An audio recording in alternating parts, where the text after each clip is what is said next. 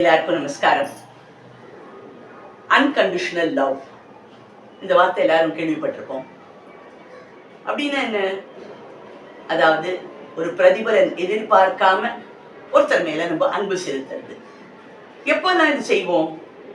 இப்போ நம்ம வீட்டில் ஒரு சின்ன குழந்தை வளர்றது, ஒரு இன்ஃபென்ட்னு சொல்லுவாங்க, ஒரு சில மாதங்கள் ஆரம்பித்ததுலேருந்து கொஞ்சம் கொஞ்சமாக அது எழுந்து நிற்க ட்ரை பண்ணுறது, அதுக்கப்புறம் ஒரு ஒரு அடி அப்படி எடுத்து வைக்கிறதுக்கு ட்ரை பண்ணுறது, இதெல்லாம் நம்ம பார்த்து ரசிப்போம் இல்லையா?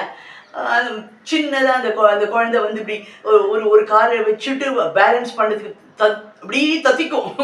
ஒரு மாதிரி அதுக்கு பயம், அதுக்கும் பயமாக இருக்கும். நம்மளும் வந்து விழுந்துடாமல் இருக்கணுமே நம்ம கேர்ஃபுல்லாக பார்த்துட்டு இருப்போம். அந்த மாதிரி நேரத்தில் வந்து நம்ம ரொம்ப கேர்ஃபுல்லாக அது அப்படி அப்படி அப்படி ஒரு வேளை பேலன்ஸ் லூஸ் ஆகுது, ஜவக்குன்னு பாஞ்சு நம்ம வந்து கீழே முன்னாடி பிடிச்சிப்போம்.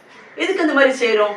நாளைக்கு நம்மளுக்கு வயசானதுக்கு அப்புறம் அது வந்து நம்மளுக்கு ஒரு ஊன்றுகோலா நின்று நம்மளை கூட இருந்து நடக்க வச்சு ஹெல்ப் பண்ணணும்னு எதிர்பார்த்து செய்கிறோமா? இல்லை. அந்த குழந்தை அந்த நேரத்தில் அதை தாண்டி வரணும், அந்த தைரியமாக அதை வந்து பயப்படாமல் அப்படி காலை அழகாக வச்சு பேலன்ஸ் பண்ணி நடக்க பழகணும் அப்படின்னு பண்ணுறோம் இல்லையா?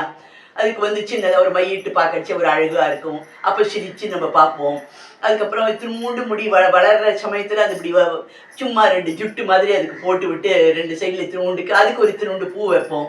வச்சு அதை பார்த்து நம்ம சந்தோஷப்படுவோம். இல்லைன்னா அதுக்குள்ளேயே ஒரு குட்டியாக ஒரு கிருஷ்ணர் கொண்ட மாதிரி ஒன்று ட்ரை பண்ணிட்டு அது வந்து ஒரு நகை மாதிரி வச்சு விட்டு இதெல்லாம் பார்த்து ரசிப்போம். ஒரு உடம்பு வந்துடுது அப்படின்னாக்கா என்ன பண்ணுவோம்? யாருக்குமே வந்து மருந்து சாப்பிட பிடிக்காது. அது குழந்தைகளுக்கு இன்னும் வந்து கசப்பு நேரம் கொஞ்சம் இதுவாக இருக்கும் இல்லையா? அப்போ கம்பல் பண்ணி வீட்டில் இருக்கிற பெரியவங்க என்ன பண்ணுவாங்க? பாலாடையில் அந்த மருந்தை போட்டு அதை நன்னா அமுக்கி வச்சு அதுக்கு ஊட்டுவாங்க. எதுக்கு பண்ணுறாங்க?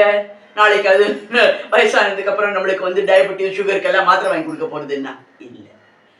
நம்ம அந்த குழந்தைய ஆரோக்கியமாக வளர்க்கணும். அந்த குழந்தை வந்து ஒவ்வொரு அதனுடைய பரிணாமத்தையும் நம்ம பார்த்து ரசிக்கணும் இல்லையா? வெறும்ன நம்ம வீட்டு குழந்தை அப்படிங்கிற ஒரே ஒரு இதை தவிர வேற எந்த ஒரு எதிர்பார்ப்பும் இல்லாமல் நம்ம ரசிக்கிறோம், அன்பு செலுத்துவோம் இல்லையா? ரைட். அடுத்தது நம்ம வேற எங்க செய்வோம்? நம்ம ஸ்கூல் படிச்சுட்டு இருக்கச்சே இல்லை காலேஜ் படிக்கும்போது நம்ம ஃப்ரெண்ட்ஸ் இருப்பாங்க இல்லையா? அங்கே வந்து நம்ம பார்த்தோம்னாக்க அவங்களுக்கு ஏதாவது ஒரு படிப்பு விஷயத்தில் கஷ்டம் இருக்கலாம், இல்லைன்னா வீட்டில் ஏதாவது ஒரு கொஞ்சம் ஏதாவது பிரச்சனை இருந்திருக்கலாம், இல்லை மன உளைச்சல் ஏதாவது இருக்கலாம், எது வேணா வந்து சிச்சுவேஷன் வரலாம். இல்லை வந்து ஒரு ஒரு சமயம் வந்து நீங்கள் பார்த்தீங்கன்னாக்க அந்த குழந்தைக்கு வந்து ஒரு எக்ஸ்பிரஸ் பண்றது இல்லையா, அந்த மாதிரி எழுதுறதுல கொஞ்சம் கஷ்டம் இருந்திருக்கலாம். நம்ம வந்து கூட உட்காந்து அதுக்கு ஹெல்ப் பண்ணுவோம். அதே இந்த வந்து ஏதாவது ஒரு போட்டியில கலந்துக்கிறாங்க அப்படிங்கிறச்சு நம்ம உற்சாகப்படுத்துவோம். அது ஒரு ரன்னிங் ரேஸ் வேற ஏதாவது ஒரு ஸ்போர்ட்ஸ்ல பண்ணிச்சு நம்ம வந்து வாங்க செய்ய உன்னால முடியும் முடியும் அப்படின்னு சொல்லி ஒரு மோட்டிவேட் பண்ணி அவங்களை ஜெயிக்க வைக்கணும்னு பார்ப்போம். ஸோ இதெல்லாம் நம்ம என்னத்துக்கு பண்ணுறோம்? நம்ம இதை விளையாட்டு ஒன்றா விளையாடுறது, குதிக்கிறது, பேசுறது, சிரிக்கிறது, கிண்டல் அடிக்கிறது, ஒருத்தருக்கு ஒருத்தர் அடிச்சுக்கிறது, இதெல்லாம் வந்து நாளைக்கு வந்து நம்ம ஒரு வேலைக்கு வரச்சே இல்லைன்னா ஒரு பிஸ்னஸ் பண்ணும்போது நமக்கு ஏதாவது பணமோட இருந்துன்னா வந்து கொடுக்க போகிறான், இல்லைனாக்கா நம்ம வந்து ஏதோ ஒரு லவ் மேரேஜ் பண்ணிக்கணும்னு வரச்சே வந்து அவன் சாட்சி கையெழுத்து போட போகிறான் அப்படின்னு எல்லாம் நினச்சி வந்து நம்ம ஃப்ரெண்ட்ஷிப் பண்ணுறோமா? இல்லை இல்லையா? பின்னால் எது வேணால் நடக்கலாம், எப்படி வேணா இருக்கலாம், பார்ப்போம், பார்க்காம இருக்கலாம், எது வேணா இருக்கு. ஆனால் நம்ம என்ன செய்கிறோம்? அந்த அந்த அன்றைய சூழ்நிலைக்கு மட்டுமே நம்ம வந்து ஒரு அன்பை வந்து நம்ம கொடுக்குறோம்.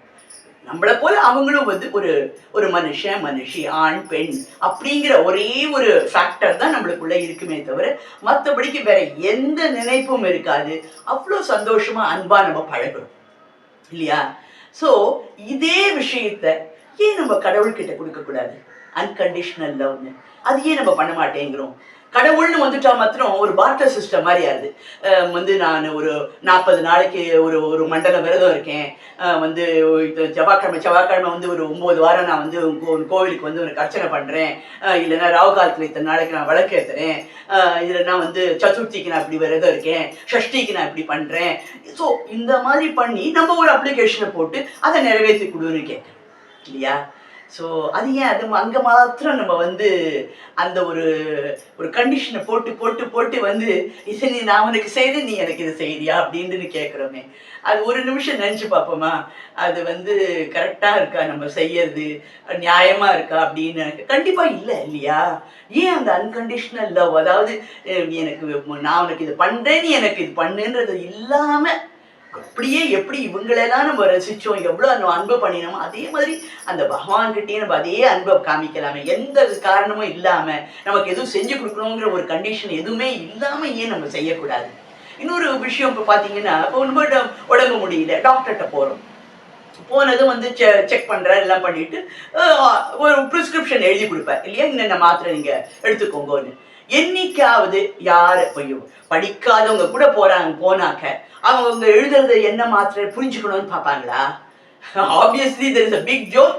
டாக்டர்ஸ் ரைட்டிங் என்னைக்குமே புரியாது அப்படிங்கிறது. ஸோ ஜோக்ஸ் அப்பார்ட், வந்து நம்ம இப்போ வந்து ஒரு சுமாராக படித்தவங்களாகட்டும் படிக்காதவங்களாகட்டும், அவங்க வந்து அந்த அந்த மாத்திரை பேர் என்ன, அந்த வந்து அது என்ன மாதிரி எழுதியிருக்காங்க, அந்த மாத்திரையில் என்ன காம்பினேஷன் இருக்கு, என்னென்ன கெமிக்கல்ஸ் அதை சேர்த்துருக்காங்க, அந்த ஒரு உள்ளுக்குள்ள இருக்கிற அந்த இது வந்து என்ன மாதிரி நம்ம உடம்புக்கு ரியாக்ட் பண்ணும், இந்த மாதிரி உள்ள பூந்து அதனுடைய அர்த்தத்தை நம்ம தெரிஞ்சுக்கணும்னு என்னைக்காவது பார்க்குறோமா? இல்லை இல்லையா? நம்ம என்ன பண்றோம்? அந்த டாக்டர் மேல நம்பிக்கை, டோட்டல் பிலீஃப் இல்லையா, பூரணமான நம்பிக்கை. எஸ், இவர் நம்ம போய் பார்த்துருக்கோம், இவர் நம்மளுக்கு ஒரு இது எழுதி கொடுக்குறாருனாக்கா அதை நம்ம சாப்பிட்டோம்னா கண்டிப்பா நம்ம உடல் சரியாயிடும், ஆரோக்கியமாயிடும், நம்ம வியாதி குணமாயிடும், நம்மளுக்கு எனர்ஜி கிடைச்சிடும் இல்லையா? இந்த நம்பிக்கை நம்ம வந்து அந்த டாக்டர் மேல வைக்கிறோம், அவர் கொடுத்துருக்காரு பிரிஸ்கிரிப்ஷன் மேல வைக்கிறோம். ஆனா கோவில்ல வந்து நமக்கு புரியாத வந்து ஒரு பாஷையில வந்து ஒருத்தர் வந்து அர்ச்சனை பண்றாருன்னா அது மாத்திரம் நம்மளால ஏத்துக்க முடியாது. அது என்னன்னு நம்ம புரிஞ்சுக்காம அது எப்படி அனர்த்தம் மாதிரி நம்ம என்னவோ சொல்றாங்கன்னு ஏன் ஏன் ஏன் இந்த குதர்க்கமான கேள்வி? ஒரு மனுஷன் வந்து சாஸ்வதம் இல்லாத மனுஷன், அவன் டாக்டராகவே இருக்கட்டும், அவன் மேல வச்சிருக்கிற நம்பிக்கைய சாஸ்வதமான எல்லாத்தையும் கிரியேட் பண்ணின பகவான் மேல நம்மளுக்கு ஏன் வைக்கிறதுக்கு தோண மாட்டேங்கிறது? அது என்ன ஒரு இது ஒரு கொஞ்சம் ஓவரா நம்ம பண்றது நமக்கே ஓவரா தெரியல, இது ஒரு அனர்த்தமா தெரியல, வினோதமா தெரியல இல்லையா? அப்படியே அந்த கடவுள் எஸ், எப்படி நம்ம டாக்டர் வந்து நம்மளை அவர் காமிச்சுட்டாக்கா அவர் நம்மளுக்கு என்ன கியூர் பண்ண என்ன தேவைங்கிறது அவர் தெரியும், எழுதி கொடுத்து சாப்பிட்டா சரியாகும்னு அப்படி ஒரு டோட்டல் இது வச்சுக்கணும். பிளைண்ட் ஃபெய்த்தும்பாங்களே, அதையே நம்ம கடவுள்கிட்ட வைக்கக்கூடாது, வைக்கலாம் இல்லையா?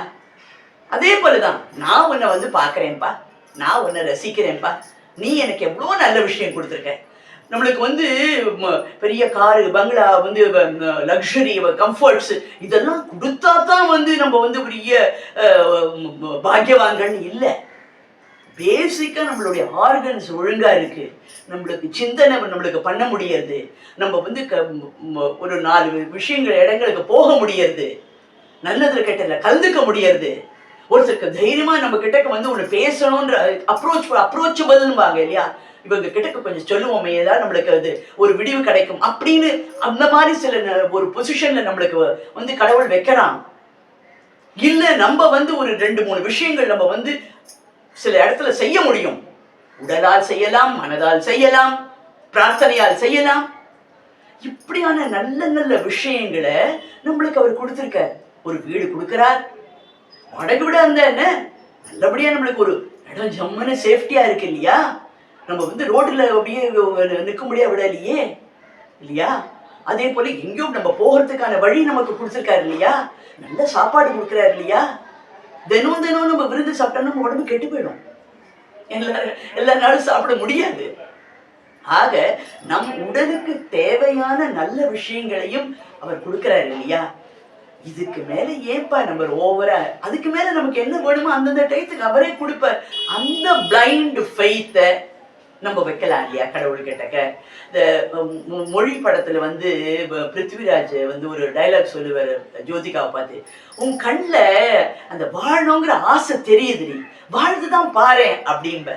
அதைத்தான் நான் சொல்ல விரும்புறேன். வாழ்ந்துதான் பார்ப்போமே, கடவுள் மேல எந்த கண்டிஷன், அன்கண்டிஷனல் லவ், எந்த பிரதிபலனும் வேண்டாம், எந்த வாட்டர் சிஸ்டமும் வேண்டாம். நான் வரேன்ப்பா, அவனை பார்க்கறேன், நீ பார்த்துக்கோ, உனக்கு தெரியும் எனக்கு என்ன பண்ணணும்னு அப்படின்னு நம்ம வச்சுப்போமே, வச்சு வாழ்ந்துதான் பார்ப்போமே, சிறப்பாக தான் இருக்கும் வாழ்க்கை. நம்பிக்கையோடு இருப்போம், நம் வாழ்க்கையை செழிப்பையாக்குவோம், கடவுளை நம்புவோம். அவர் கண்டிப்பாக நமக்கு வேண்டியவற்றை, நமக்கு எது நல்லதோ அவற்றையெல்லாம் தகுந்த நேரத்தில் கொடுப்பார். அந்த ஒரு திடமான நம்பிக்கை வச்சுப்போம். எந்த எதிர்பார்ப்பும் இல்லாம, எந்த பார்ட்டர் சிஸ்டம் இல்லாம, உனக்கு விரதம் பண்ணணும்னு தோன்றுதா விரதம் பாட்டுக்கிறது, உனக்கு வந்து விளக்கேற்றணும்னு தோன்றதா, எலுமிச்சம்பழத்தில் விளக்கேற்றணும்னு தோன்றதா பண்ணு. சதுர்த்தி விரதம் இருக்கணும்னு தோணுது பண்ணிக்கோ. ஆனா இது நான் பண்ணினதுனால இன்னொன்று நடக்கணும்ன்ற ஈக்குவேஷனை மட்டும் நம்ம எடுத்துருவோம். அப்படி வாழ்ந்துதான் பார்ப்போம். கண்டிப்பாக நம் வாழ்க்கை ரொம்ப சிறப்பாக அமையும். ஜெய ஜெய சங்கர், ஹர ஹர சங்கர்.